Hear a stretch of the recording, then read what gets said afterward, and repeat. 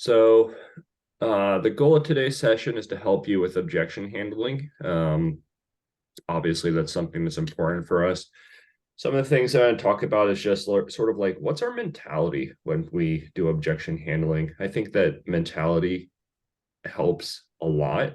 Then what we're going to talk about is influencing human beings in general. So in the 70s and 80s, there was a lot of research into how to change human being behavior. And then a lot of that has made its way into modern sales and marketing theory. So we'll just talk about influence theory in general. Then we'll review messaging from a GitLab perspective. We'll move on to 3 objection handling techniques, and then we'll talk about how to do that with email and then how to deal with what we call shallow objections. Okay. How's that sound for you? Yeah, that sounds really good, actually. Yeah. Okay, cool. What are some of the main objections you get? I think the biggest objection that I get more than anything is that, we use GitHub. That is the biggest. And even before they want to discuss how we compare, and even before we get a chance to compare, it's like we use GitHub. And I think there's like a common misconception that we are the same as GitHub when we're not. So I feel like getting beyond that objection is about teaching them what we do. Mm-hmm. And what percent of the time do you get that objection? Honestly, about 50%, and that could be across email, phone, or LinkedIn. But I honestly think half my objections now probably like GitHub, maybe even more than half. Cool. Thank you for the feedback. Okay, so I'm going to try to weave that into the presentation. If I don't, we'll talk about it at the end. Today's session, it has to do some books that this session pulls from. Number 1, influence. So this is a lot of psychological theory in terms of how to motivate human beings. The other book that we're pulling from is Never Split the Difference. So the story about this book is that there was an FBI negotiator, and for years he was like the top person for really, really, really high stakes like negotiations, like people are being held hostage, right? And then so he actually talks about his techniques, and then we're going to be talking about both of them. All right, so going into foundations, foundation number 1, we're not debating with people. A lot of times when new sales dev people come here, they ask me like, Chris, someone said this, what do I say, right? And then you can almost think about like your relationships with the human beings around you. A lot of the times it's not about what you said, but it's how you said it, right? So think any key relationship that you have, like your tone of voice matters way more than what you say half the time, right? And so foundation number 1, we're not debating other people. The reason why is because if you're debating, there's a winner and a loser. The way that other people win is by you being wrong and you getting rejected. So if we are debating people and trying to intellectually like convince them that they're wrong, then we will invoke a knee-jerk reaction in them, and it won't be a good one for us. Okay. Yeah. A better way is to think of ourselves as a helpful friend. I think that like one of the things that in sales that has really, really, really helped me is I needed to know that what I was doing was authentically helping other people. And then after that, it gave me a lot more confidence, and it made me just feel like way better about doing what I was doing. So I like to, this is what works for me. You don't have to adopt this, but I like to think of myself as a helpful friend. Okay. And going a little bit more into that, most people don't make decisions according to logic, but how you make them feel. Right. So instead of like trying to prove a point with objection handling, if we make them feel validated, we make them feel important, we make them feel honored, then that's when people are like, you know what, I like this guy, I want to give him more time. Okay, so focusing from like an intellectual thing to how can I make this person feel honored, right? So I want people to feel like I'm trustworthy and that I'm on their side, right? So that's like what a helpful friend is. And one way that you can do that is triggering their curiosity, sending assets, and then trying to teach them something new. All right. So how do I do this? Number one, asking great questions. Questions are really important in life, right? So in any relationship, if you're making people feel heard, listening really well, validating what they're saying, then they almost like feel better about themselves in the inside, right? So much of our life is about just sort of like shoving something down someone else's throat, right? And then if you make someone feel really, really heard, listened, and honored, they're going to really like you. And then after that, then they might give you more time. Okay. So asking great questions, listening well, sharing knowledge, teaching new things. One thing to sort of think about is what's like consultants. Think about the difference between like consultants and salespeople. Okay. So businesses pay consultants $400 an hour to tell them what they need to do. Salespeople also tell people what they need to do. However, as opposed to a business paying salespeople often have to pay the business in terms of like gift cards and meals and stuff, right? So fundamentally, they're kind of doing the same thing. The difference is that consultants are seen as more credible, right? It's a difference in credibility. Okay.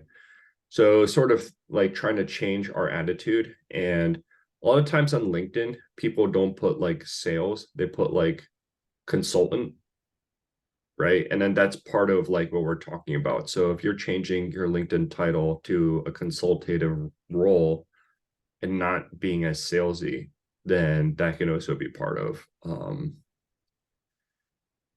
the solution. Okay. All right. So that's a little bit about attitude. The other thing that now I want to move into is influencing theory. So in the 70s, there was all sorts of experiments. If you read about like the Zimbardo prison experiment and other social science experiments like that, they found out that in sales and marketing, there are 6 main pillars for influencing human beings. Okay, so I'm just going to go over these real quick, and then we'll talk about using examples of them. All right. So number one is reciprocity. I had a friend, this is the principle of payback. And I'll just give you a real quick story with this. I had a friend that used to sell cars. All right. And then he read this book, Influence. And at the start of his sales conversations, he would just give people a bottle of water. What he noticed is that that alone increased his engagement 40% immediately. So the simple act of starting out his conversations with giving someone a bottle of water, it increased his engagement 40%. Okay. The principle of consistency, this is holding someone consistent to their stated values. It works for people and organizations that have really strong cultural norms, or like, I'll give you an example. So like, let's just say a really religious society. If you go into one of these people and saying part of your religion is belief in XXX, it seems like you are right now, you are not acting in behaviors that are consistent with the values of like of Hinduism or Christianity or something, right? A lot of times those people will feel ashamed. And then so that's another way of changing human behavior. Social proof and authority I'll do together. Social proof is like, okay, well, what pizza place do you want to go to? Well, what if 4 of your friends this week say, I really want to go to Luminati's Pizza? Oh, I went to Luminati's. It was awesome. Luminati's is great. That's social proof. Authority is a little bit different than social proof when it's what an authority figure is saying. So if Elon Musk is saying, we are going to go have 50% market share in electric cars by X, or artificial intelligence is going to go change 70% of industries and change like X, then that's seen as like people like will actually pay attention to that, right? Okay. The last two, liking and scarcity. I'll do scarcity first. What people have found is that when there is like it's just sort of like, I'll give you an example of this. If we include a Calendly link in a sequence, and the Calendly link has your calendar. It's completely, you can book every single slot, right? That just makes you seem like not popular, and it makes you seem kind of needy. You know what I mean? Yeah. So instead, if you go in and say, like, I'm inviting people to a field marketing event, I only have 3 tickets left. If you want one of these 3 tickets, you have to respond pretty quick. Okay. So people have found that engagement is way higher when there's a principle of scarcity here. And then lastly, the principle of liking. So that's just sort of like, Iman, just starting off this conversation, some of the things I really admire about you are X and X, and just validating people, and weaving that into your sales messaging. Okay. All right. So let's just go a little bit deeper in detail some other techniques. Um, Listening, super important. If you make people feel heard and validated, then that's super powerful. Also mirroring. So mirroring is if you ever watch Oprah, she does this a lot, but mirroring is really, really, really important in terms of making people feel heard. Okay. So here's a mirroring example. You have the objection. You know what? We're happy with our current setup. We don't want to change. Okay. And then saying, hey, I understand that you don't want to change. Tell me a little bit about what your strategic initiatives are this year. So, what is mirroring? Mirroring is you respond using their last 3 words spoken. So, I used a different example than this. We're happy with our current setup. Totally understand you're happy with your current setup. When people hear you repeat what they said, they feel heard and validated. That's why mirroring works. Okay. So Oprah does this. I pulled the sales organization, and around 50% of like the sellers here are doing this consistently. It's something that, like, knowing about mirroring, it just makes people feel validated, and it makes you seem this is almost like a psychological trick, but it's like making people feel really heard. So I'll give you one more example of mirroring. So you're ordering, there was a study, and people were ordering things at a restaurant. Okay. And they did, like, A, B, C, D, E test just to see which one got tips. The technique that got by far higher tips than everyone else was simply when they repeated the order back to the customer. So, hey, if I'm understanding you correctly, you want fish and chips with Diet Coke. Did I get that correct? So literally repeating what they said was what got the highest tips. Okay. One more thing I want to talk about is labeling. That's when you identify someone's emotions verbally. This is really, really, really important in negotiations. So, what labeling is let's just say someone's upset. Unless you diffuse that negative emotion, then you're never going to get what you want, right? It's not an intellectual exercise. You need to somehow help to defuse that negative emotion. So one way of doing that is, let's just say you're talking to your friend and your friend's really upset.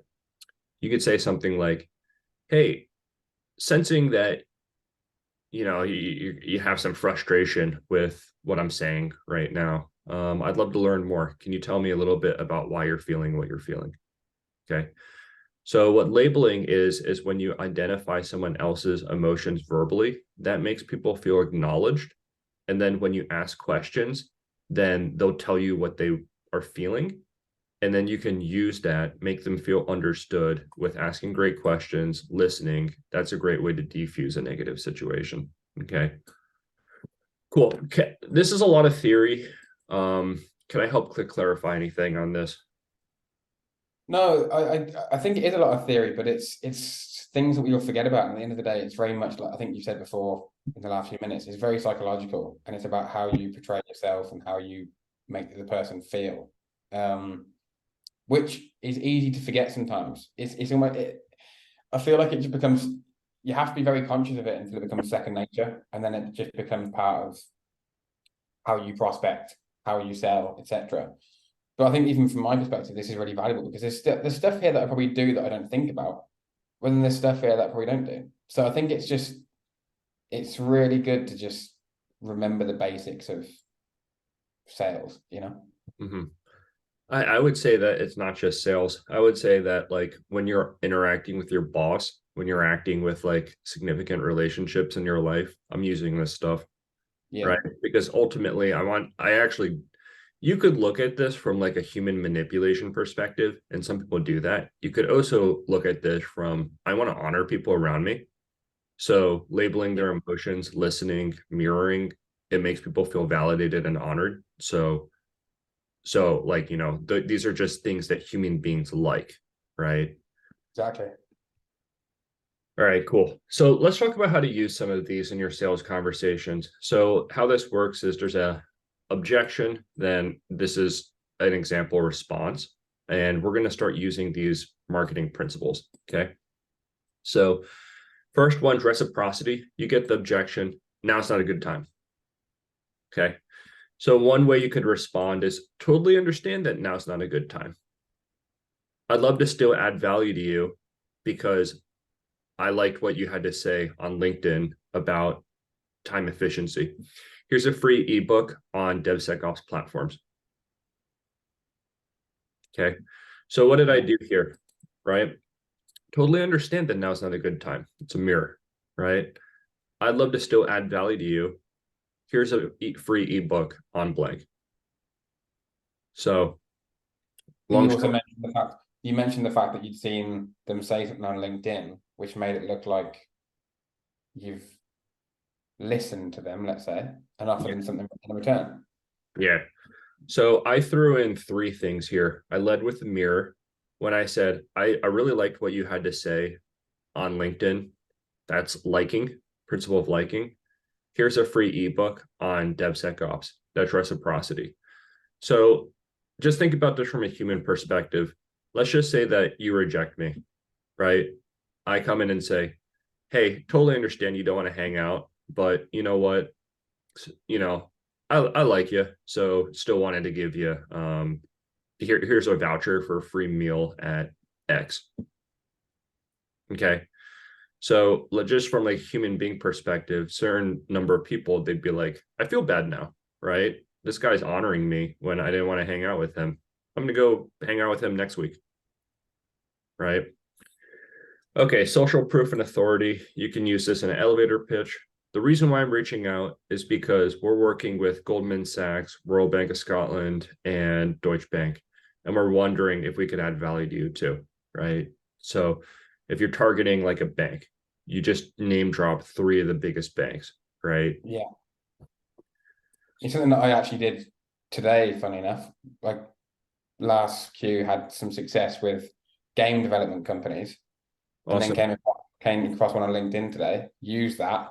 They already use GitLab, which was a plus. So it was, it was a relating to it straight away. Okay, that's great. Liking, we already did this, but hey, now it's not a good time. Totally understand that now's not a good time. The reason why I'm reaching out is because I really liked what you had to share on LinkedIn about developer efficiency and would still like to give you a free ebook. Okay. So some people would feel honored and they'd be like, oh, you're triggering their emotions. Principle of scarcity. The reason why I'm reaching out is because we're working with Deutsche Bank, Goldman Sachs, and was wondering if we could work with you too. I only have one slot this upcoming week. Does that work for you? Right. Yeah. Okay. So just to talk about this, the theory, what the studies have shown is that these sales marketing techniques, they are actually hardwired into human beings on a subconscious level in a sense that it works across all people groups. That's something that's very interesting. So it's taking advantage of things that are almost like in our DNA. So what I mean by that is like the principle of scarcity, human beings in general, they need stuff to survive. So it's almost like ingrained in us. Okay. So what I'm doing when I'm engaging with others, I'm using 2 to 3 of these techniques all at once, and I'm trying to make them feel a certain way. My goal is to honor and serve other people. Okay.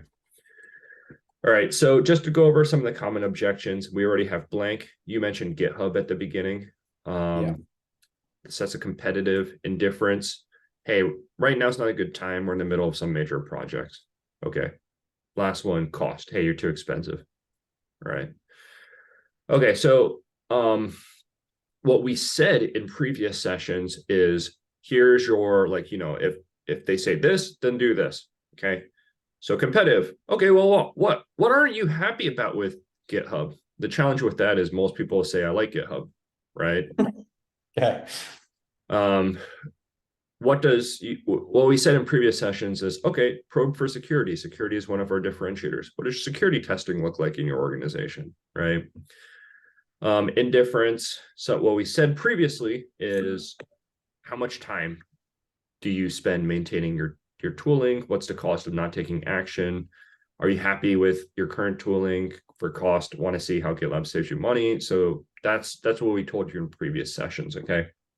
So let's actually learn 3 new objection handling techniques. And then I want to go revisit some of these objections using these new techniques. Okay. Okay. Cool. So let's watch a video real quick. Now, if you follow Can you hear this? Yeah, all good. Okay. my work, you know I'm not a big fan of a lot of the traditional sales methods, right? From time to time, there's 1 or 2 techniques that I like that I keep on my tool belt. And today I want to share one of those with you, and that is the 3F methods.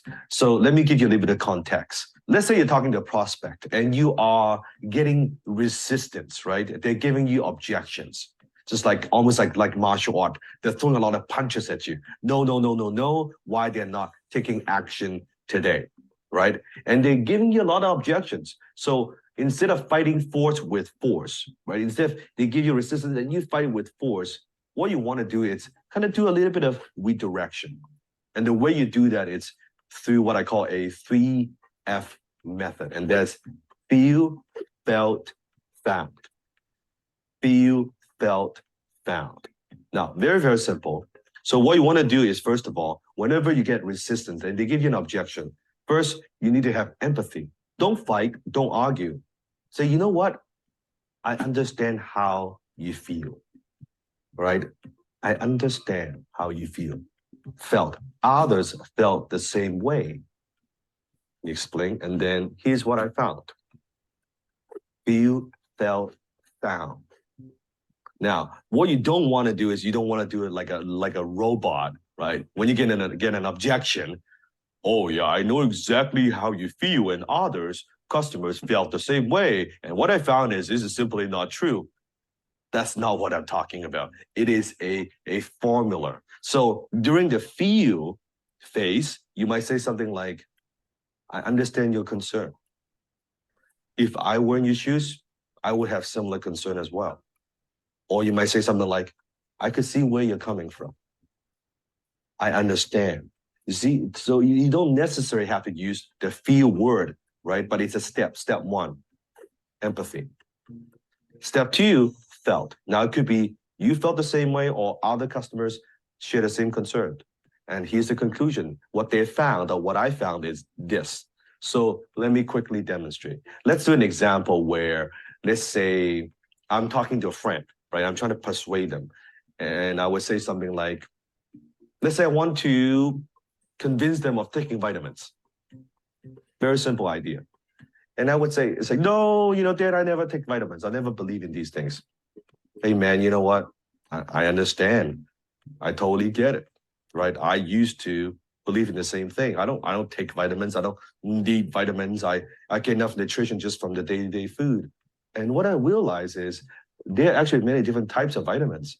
And when you take the right vitamin, such as this brand, right? When I take it, what I found is every morning when I take it, I actually have more energy throughout the day, right? Then I'm more focused, I'm more productive, then my mind is more clear, and I get sick less just by taking these couple of vitamins. You see how that works? Feel, felt, found. How's that sound to you? Have you heard of fuel cell found before? No, I haven't. That's the first time actually. That's really interesting. Okay. So I'm gonna talk through some of these with an objection, then I want you to help me. Okay. Um, Okay. so I actually want to hear you use them. So Okay. fuel felt found. Objection, you're too expensive. Hey, I totally understand that you feel like we're too expensive. If I were in your shoes, I would really value finances too, especially in these uncertain economic times. What we have found, however, is that GitLab actually saves money in the short term because it increases developer efficiency so much, and actually because of tool chain consolidation, that we have found that GitLab saves customers on average X amount of money over Y months. Okay. So Yeah. that's an example of feel felt found. Once again, here the objection was you're too expensive. I led with the mirror. I totally understand that you feel like we're too expensive. If I were in your shoes, I would really value finances too, especially in these uncertain economic times. What we have found, however, is that GitLab saves people money X amount over Y period because of A, B, and C. Okay. All right. So I want you to give me a feel felt found example. You can read this one if you want. Okay. But I want you to do it as if like I'm gonna give you the objection. Hey, we're already using Azure DevOps. Okay. So I'm just going to read this one out just so I can get a feel for it. Totally understand that you already use Azure DevOps. Azure is a great solution, and if I were a bit busy CTO like yourself, I'd also be valuing what's already working. What people have found, however, is that Azure DevOps is missing security scanning capabilities, and without these, you'll have to invest in a separate security offering to get the benefits of DevSecOps. How's that Okay. how's that sound to you? Yeah, that sounds. I mean, I've got a very similar snippet which I use in outreach for doing GitLab versus ADO, and that is essentially what that said. I actually got passed it by someone in enterprise, and I think it's a really valuable snippet, and it's very similar to that. It basically highlights the security as the massive difference. Mm-hmm. Cool. Awesome. Perfect. All right. So let's talk about LACE. LACE is a little bit different than feel felt found. It's listen, accept, make a commitment, and address through explicit action. All right. So objection number two, now is not the right time. Here's a LACE. Hey, I totally understand that right now may not be the right time. What are some of the projects that have been keeping you busy? Well, yeah, some of the major projects we're working on is a cloud transformation. We have to get our applications in the cloud by the end of the year. So we're really not interested in doing anything else right now. Yeah, I totally understand. Cloud transformation is a big deal. If I were in your shoes and I had a tight deadline like that, then that's something that I would really stress too. Okay. However, you were mentioning about cloud transformation. If I could show you about how GitLab accelerates cloud transformation and about how Goldman Sachs and Deutsche Bank were able to speed up their cloud transformation timelines by 324%, would you be interested in seeing more? Okay. So just to sort of like do this again, now's not the right time. Totally understand that now's not the right time. What are some of the projects that have been keeping you busy? Cloud transformation. Oh, totally understand that you're working on a cloud transformation. That's a huge project. If I could show you about how GitLab speeds up cloud transformations and how Goldman Sachs and Deutsche Bank were able to speed up their cloud transformations by X months, would you be interested in hearing more? All right. So the difference is you're making a commitment and you're addressing through explicit action. Okay. And once again, I led with a mirror.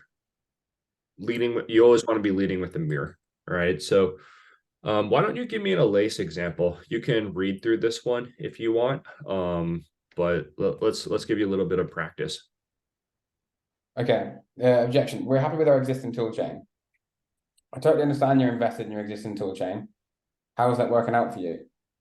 Our developer teams, they give us complaints about it certain times. But in general, it's what we have. We're invested in it. And if you could change anything you wanted to about your current tooling, what would you change?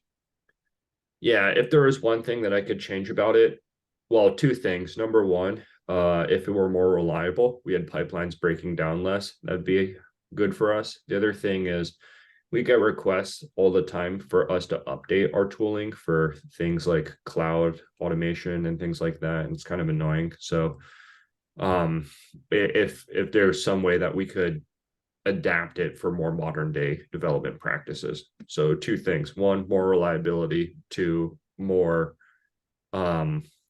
suited for modern development practices. Well, if I could show you a few examples of businesses and organizations that we've worked with, who also had experiences of unreliable tool chains and different tooling, and showed you how GitLab consolidated that problem and essentially made the issue of existing issues across the tool chain go away, would it be of value to you and your team? Yeah, perfect. Right. Yeah, so that was really good.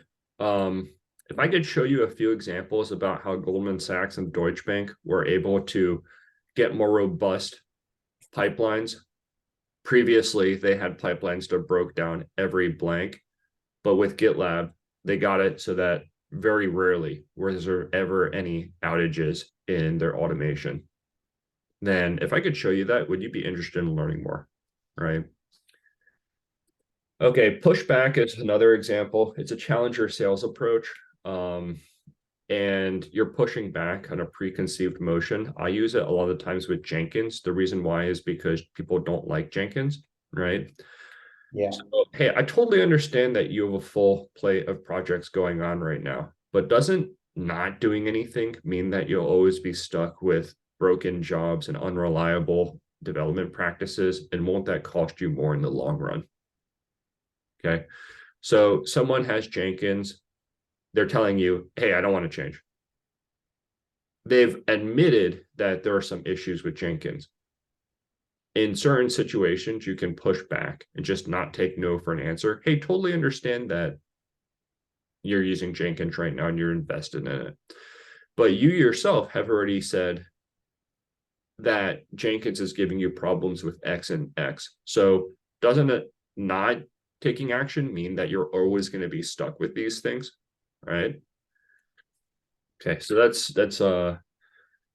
that's technique number 3. So here's the thing about them. Most people, what they do is they start out with feel, felt, found, and they just use it all the time. A lot of experienced buyers, they know about feel, felt, found. And then so if they hear you doing it, they're just going to think that you're just trying to manipulate them. All right. So what you want to do is you want to like use a bunch of them depending on the situation. So you want to have like at least 3 in your tool belt. Generally speaking, this is what I would say. Fill, felt, found 60% of the time. Lace 30%, pushback like 10%. That's what I would do. Okay. Pushback, be really, really, really confident in what you're saying. If you're not confident in what you're saying, then this completely backfire. Right. So Yeah, I think it has a bit of an attitude, not an attitude to it, but it has more of a, I guess, an attitude. Yeah, I guess it has more of an attitude to it, doesn't it? You've got to have real, like you say, confidence. you have to have confidence in it. But here's the thing: research shows that people respect authority. So a lot of times in sales development, when we take a submissive tone, people pick up on that and they respect us less. So they actually did psychological studies on charisma, and what the psychological studies showed is that charismatic, there's 2 formulas for charisma. Number 1, how powerful are you? Number 2, how much do you like the other person? So if someone feels like they like you and they're powerful, they generally really, it's almost like you have that charismatic aura to them, you know? So yeah, so pushback. It's also part of the reason why the challenger sales works. The challenger sales works is because you're presenting yourself as more of an authority figure, right? And then people respect that sometimes. Okay. Yeah. Okay. So we talked about using all 3. Can I help clarify anything, or we'll move into the last two parts of this presentation? No, it's all very easy to understand. Already easy to understand. Okay, cool. So one question you may be asking yourself is, Chris, all of this stuff really depends on your voice and your vocal inflection, listening, pauses, right? So how does this work when you're getting objection by email? We're primarily transacting with people by email, right? So how do you translate this stuff into digital? Can't use your tone of voice. And the answer to this is you can still apply a lot of these things, but you have to do it like you have to adapt it a little bit. So I'll just give you an example. You're sequencing someone, your email step, someone says, I'm not interested. Okay. Then you could say, hey, I understand you're not interested. Regardless, I really liked what you had to say on LinkedIn about developer efficiency, and I agree. So, as an added service to you, even though you don't want to meet, here's a free ebook on cloud native development. Okay. So, in other words, you can still respond using these principles, even though it's digital and there's no voice involved. So, that's how you use it when you're responding by email. Okay. Then, if you want, you can take a humility approach. If there's anything I could have done to have added more value to you and improve this outreach, please let me know. Right. So, the reason why the second part works is you're showing humility, and also you're asking for help. And a lot of times, human beings, when you show humility and ask for help, then they'll like you more. And then once again, it's about changing someone's emotional state, right? Yeah. Okay, so I'm just going to go leave you with some additional resources. Beck Holland. Have you heard of Beck Holland before? Yeah, I have actually. I think someone else showed me a video with this person. Yeah. Okay, so um, I'm not going to go over all of this stuff before. Have you ever done any of Beck Holland's things? No, I haven't. Okay, cool. I'll just briefly share about this. So Beck Holland is someone who her entire theory is just using a lot of psychological principles in sales development. And then over a period of like a year, she 2x'd her sales teams like results. Okay. So there's lots of videos. There's a video series called Flip the Script that she has on YouTube. It's all free. You can download it and watch it whenever you want. Over here, she's talking about how to handle the I'm not the right person objection. I'm not going to go into this, but it's all about her objection handling technique is all about how to make people feel like honored through asking them for help. A lot of times when you ask someone for help, they feel important, and Yeah. because you're making them feel important, they're going to want to help you. All right. Yeah. All right. So that's one thing. It's a Beck Holland thing. She has this thing called shallow objections. What she says is a shallow objection, it's really not about the objection. Really, like if someone says, can you send me an email? I'm running into a meeting. Hey, I'm not interested. Really, what they mean is they don't actually want you to send them an email. They're just saying go away. Right. So how she says to handle shallow objections, I'll just give you a quick like Beck Holland like snippet is by addressing the emotion head on. So pattern interrupt. Hey, can I level with you? I'm getting the feeling that that's just your way of saying go away, you annoying sales rep. Did I get that right? Yeah, you did. You're calling me in the middle of my day. Hey, I get it. If I were in your shoes, I would feel the same way when cold callers call me. But how about this? If you give me the next 28 seconds for me to give you my best dog and pony show on who GitLab is and why we may be a good fit for your organization, and then you can tell me whether or not I can go like pound rocks or not. Is that fair? Okay. Yeah. So what she's doing over here is she is addressing, once again, if someone's mad at you, it doesn't matter about what you say until you make them feel another emotion, right? So it's not like you're not debating with them. You're trying to get them to feel heard. to feel honored, to feel validated. You want them to feel something else, right? So the way that she does this is, hey, you make them feel heard. Can I level with you? I'm getting the feeling that that's just your way of saying, go away, you annoying sales rep. Did I get that right? So they're addressing the negative emotions head on, and then they go into empathy. They make people feel validated, and then you go into an upfront contract. Okay. So that's how she deals with shallow objections. Okay, so let's conclude this out. There was MIT research on 30,000 sales calls, and it did analysis on all sorts of different things. The thing that they were trying to find out is what makes a good sales call, right? The conclusion that they came to was that what mattered way more than the product, what mattered more than the customer budget, anything else was literally just how you made someone feel. So your delivery mattered more than literally how good your product is a lot of the time, right? So for me, the easiest way to do this is leading with a heart to serve and add value. I think of myself as a helpful friend, right? Sometimes it's not as it's more difficult to do that, but I start with my why, and then my behaviors follow that. Okay. And then so if I'm trying to honor and serve other people, I use these influencing techniques to make people feel honored, to make them feel heard, to make them feel validated. And so I'm comboing these influence techniques, and I'm using these objection handling techniques, right? So I'm weaving in and out 2 to 3 of these techniques all at the same time.